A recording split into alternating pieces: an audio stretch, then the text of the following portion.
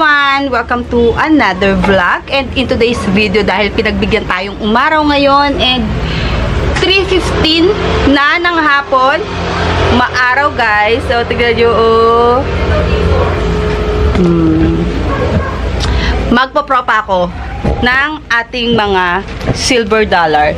Ito yung silver dollar ko na nabili, I think mga 2021 to. Pagkakaalam ko, ang nabili ko nito is 4 to 5 pots. And meron ako ditong dalawang lash na. Ang ginagawa ko dito before, tuso ay cut, tuso, cut, tuso.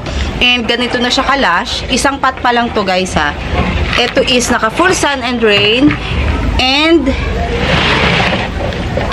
isa pang pot. Nakalimutan ko na kung kaninong seller and nag-iisip akong ipropa siya kasi kumakapit siya sa wall. And nananabunot siya. Kada dadaan ako dito sa may pinto namin, sumasabit ang aking mga buhok. Kasi po, etong stem niya is napakatigas. Nabili ko to as silver dollar. At ang pagkakaiba niya sa kay Peperomia Hope is, si Hope kasi, sa pagkakaalam ko, is manipis yung kanyang pagka-coins. Ito, mataba. Sobrang taba. Mas maganda tong naka full sun and rain guys. Ang daming propa nito. Mahaba to. Hindi ko na lang mapakita sa inyo ng bongga. Tingnan nyo oh. Ayun pa oh. Kita nyo ba? Ayan oh. Hindi pa yan yung pinakamahaba. Oh, yan yung isang stem pa lang yan. Sobrang haba. Kaya iniisip ko na ipropa na lang sila. Dahil para maparami natin. Grabing tigas. Kakalbuhin ko siya kasi mas lalash to pag kinalbo mo. Alam nyo ba ang potting mix nito is mga use na lang or yung mga nasa labas. Ang ipapalit ko ditong potting mix is galing din sa labas ng bahay kasi ang happy ko ngayon na linis ako dito. Yung mga potting mix ko na galing sa Benguet guys is may parang may nag-post dito sa lugar namin na kailangan ng panambak. Tapos ini-offer ko yung sa akin na na lupa and kailangan nila na ganun talaga ang kanilang kunin. Hindi ko alam kung anong gagawin nila, panambak or what. At kailangan nila ng marami daw. Iurong natin muna to. At etong pinutol ko pala na to, ito yung rain or shine din to, pero naulanan lang siya pag sobrang lakas ng ulan. Pero itong isang to, nakasabit dun sa mga succulents ko sa labas. Malapit sa gate. Kinuha ko muna para i-propagate natin. Okay na to. Nakalbo na. Halatang kahoy na talaga siya dahil hindi siya maputol ng isahang putol lang. Sa ko ba ito ilalagay? Dito muna sa potting mix. May gulay. Ay nako. Sabit-sabit na. Yung pagkakabuhol-buhol naman nila, carry lang. Hindi naman siya mahirap tanggalin. Madami na rin ako mga na-propagate na ito. Na dahon. Hindi ko lang alam kung saan eh. Itong dahon na to, pag natanggal, kasi sumasabit nga siya sa buhok ko, pinapatong ko lang siya kung saan-saan. Houseplants, succulents, and nabubuhay siya. Kasi madali na lang ito mabuhay, matanda na. Grabe, parang napasubo ako sa pagpapropagate na ito ah. Katulad nito oh. Patong nyo lang to. At mabubuhay na yan. Ito yung nakuha natin sa isang paso. Papaltan ko to ng paso dahil wala ng nutrients to. Titingnan ko kung mapapaltan natin yung isa kasi basang-basa eh.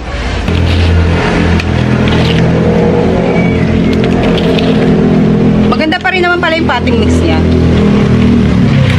Magto 2 years ko na tong hindi niriripat.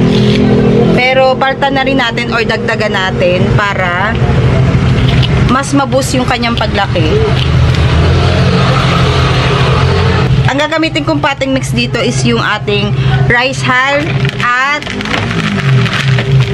garden soil na may pumice and lava rock. Basta nilagyan ko ng rice hull. So, ito is ilalagay lang natin siya sa mas malaking paso. Ito kasi, nung binili ko, Nakalagay siya sa pure rice hull. Ngayon, ang gagamitin ko is my rice hull. And then, balik sa pwesto dahil hindi naman maselan sa akin tong si Silver Dollar. Kaya, idediretso ko na lang kahit paulanan or what, or hindi. Carry lang. Ito, mas marami siyang rice hull.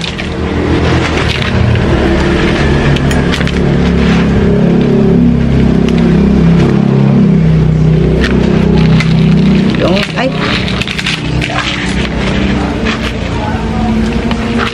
Kaya lang ang ating dapat gagawin dito na dilig is mas madalas kumpara sa dati niyang dilig.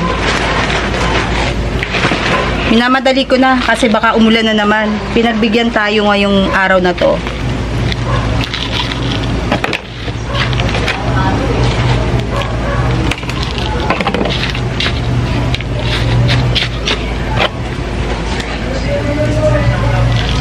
Tsaka na natin siya lagyan ng dressing na pamis kasi yung aking pamis is basang-basa. Pinaulanan ko para mabanlawan yung kanyang bato-bato.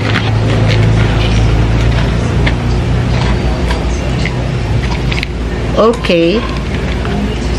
One down. Magtanim ay di biro.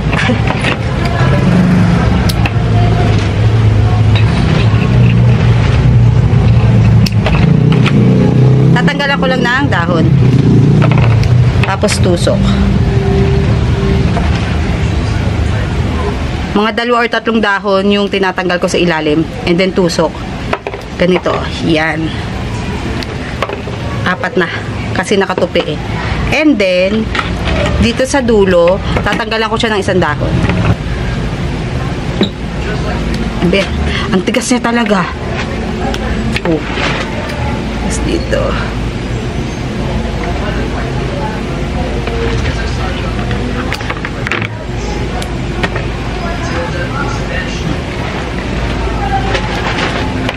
Oops! Ay, ano ba yan? Yung dati kasing propagate ko nito, nakatago lang. So, ang nangyayari, yung kanyang dahon, hiwa-hiwalay or malalayo yung agwat. Kaya ngayon, binago ko na siya. Ito. 2.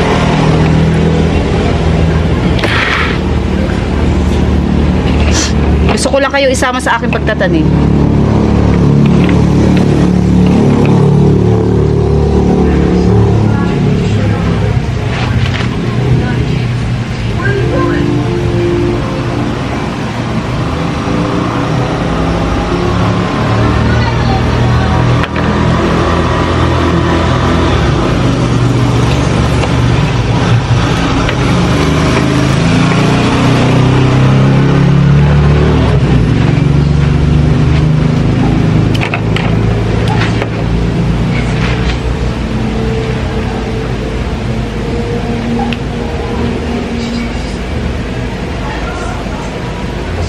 Pupunuin ko to kasi mawawalan ako ng space dito sa garden.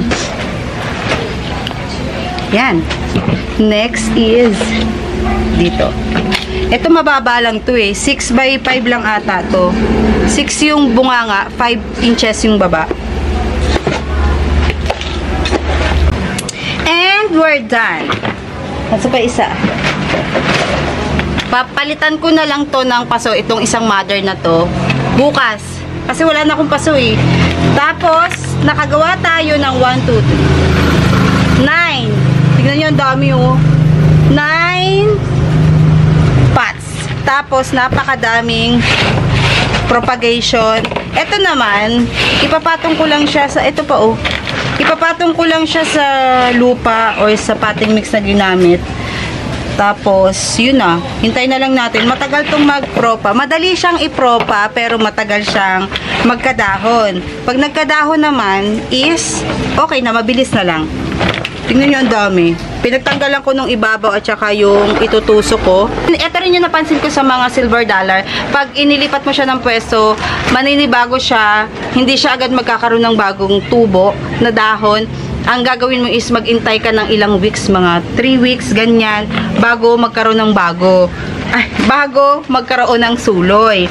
And, matagal siyang magkaroon ng panibagong dahon ulit. Kaya, tingnan nyo, 2021, ganito lang yung propagate ko sa kanila. Pero mahaba naman na sila, 'di ba? Kasi nung nabili ko to, ganito lang siyang kaikli. And then yung 3 pots, sa pagkakaalam ko, napahaba ko yun before ko napamigay. Hindi ko na alam o hindi ko na matandaan kung sino yung napamigyan ko noon. Ang gusto ko lang is ipropa muna sila kasi natutuwa ako, sobrang bait ng ating silver dollar. Yes, nabili ko to as silver dollar. I think mga 500 pesos. 3 stem lang siya. 3. Ayun din. Oo, madami na rin palang napagdaanan itong silver dollar na to. Akala ko mabagal siya sa akin. Hindi naman pala. Kasi, ano siya, maikli ko lang pala siyang nabili. Ganito lang siya. Tapos yung dalawang mother na nabili ko, pa-mother na siya, medyo mahaba. Kasing haba nito. Ayan, ganyan kahaba siya. Yun yung napamigay ko. Tapos, eto, dumami na siya kasi ang ginagawa ko nga is pat at tusok ang gawa ko before. Ito. Isa rin kaya matagal lumaki yung mga halaman ko dito is nakakalimutan ko silang diligan, lalo na pag nakalagay sa isang gilid. And eto, minsan isang buwan wala siyang dilig, pero pag isinok ko siya sa water, ano siya, tumataba agad-agad. Hindi nakukulubot ang dahon nito kahit na ano siya, hindi mo siya diligan ng isang buwan, minsan isang buwan mahigit bago ko siya diligan. Hindi siya nakukulubot ang dahon, pero manipis yung dahon niya. Ito kasi parang may tubig talaga siya sa dahon, sa sab. Ito ganito, oh. Yan, ganyan yung nipis niya. Pero pag nasa na yung galing sa ulanan, ito, oh, pag ganitong galing sa ulanan, mataba yung dahon. Para siyang oblong na pabilog na ganyan. Ito, oh. Galing to sa yung ulanan. Kaya yung mga hindi galing sa ulanan, dito lang sila sa sahig. Dito ko muna sila ilalagay sa sahig para ma-adjust nila bago sila ilagay sa pagpupwestuhan ko ulit. Tingnan ko kung saan ko ilalagay yung bagong pwesto nila. Ang gusto ko yung maanggihan sila ng tubig ulan. Hindi ko sila pwedeng isilong kasi galing sila dito sa nakadirect sa ulan. Yun, isa rin yun guys sa mga succulents natin. Pag nakadirect siya sa ulan, wag nyo silang isisilong agad, biglaan. Kasi mabubulok siya. Yes.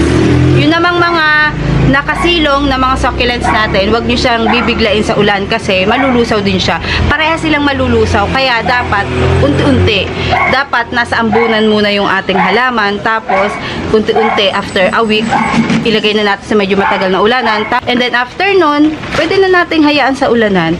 Pero pag yung nasa ulanan sila, isisilong mo, tapos doon na sila muna at least mga 2 months, 3 months, mabubulok siya. Yun yung napansin ko sa mga succulents natin. Kaya dapat, wag na wag nyo siyang ilalagay sa ganun. Yeah. Pero depende pa rin sa lugar. Kasi, dito sa akin, nag-work yung ganun. So, yun lang guys. Ipinakita ko lang sa inyo yung ating mga pinropagate na mga silver dollar. Ayan o, isang lamesa. Dapat madami pang paso ang magagawa natin dito. Pero kasi, di ba, sabi ko nga sa inyo, ayoko ng maraming nakakalat na halaman muna dito sa garden. At ako'y naglilinis. May natira pa akong paso. Mga 4-5 pa ata yung natira kong paso. And then, potting mix. Ito rin. Saan ko to ilalagay? Ay, isasabit ko na lang to doon sa mga, ayun, pinanggalingan na sabitan. Madami akong mga hang pots na ganyan eh. Tapos, etong mga to, dito lang siya sa area na yan, gilid. Kasi wala na tayong lupa. Pinamigay ko na yung mga lupa. Dito sa area na gilid na yan, dyan naaambunan lang yan. Doon kasi, direct ulan talaga diretso. Dito naaanggihan ng ulan sa area na yan. Ang dami pa rin, no? 9 pots. At, ang ugat po nito is konti lang. Ito yung itsura niya pag dehydrated. Sample tayo. Ito. Manipis. Yan, ganyang kanipis yung kanyang dahon pag hindi gaanong nauulanan. Kasi yung pinagputulan ko nito guys is nakalagay dito sa aking malapit sa pintuan. Tapos ito yung nandun siya sa ulanan, arawan, ang tsobo. Yan. Kung tatanungin niyo ako kung ibabalik ko to ng pwesto, yes po, itong mother lang, ito, at saka yung isa. So, dalawang pinagputulan natin na mother. At huwag niyong gagayahin sa ibang succulents din, guys, ha? Itong taba-taba nito. Kasi, hindi lahat ng succulents is gusto ng pagkaputol is ilalagay nyo ulit sa pinanggalingan niya na ulanan, arawan, ganyan. Mabubulok po yan. Lalo na pag mga echeveria, guys, hindi po pwede karamihan kasi nabubulok. Ito naman, kilala ko na sila. At dapat, kung gusto nyo mag-experiment, make sure na meron kayong pampalit. For example, ito, ilalagay ko siya sa ulanan kasi kakapugot lang. So, kung mamatay man siya, pero wag naman sana kasi sayang, di ba? Kung mamatay man siya, meron ako mga reserba. Yun, lagi ako may reserba pag ganun. Pero pag mamahaling halaman, tapos, wala akong reserba kasi mahal. Yun. Gupitin nga natin to. So, yun lang guys, ang ating video for today. Habang umaambon-ambon na dito sa garden at nag-iingay na yung aking UV plastic kasi paulan na and dumidilim. So, see you guys on our next video. Bye!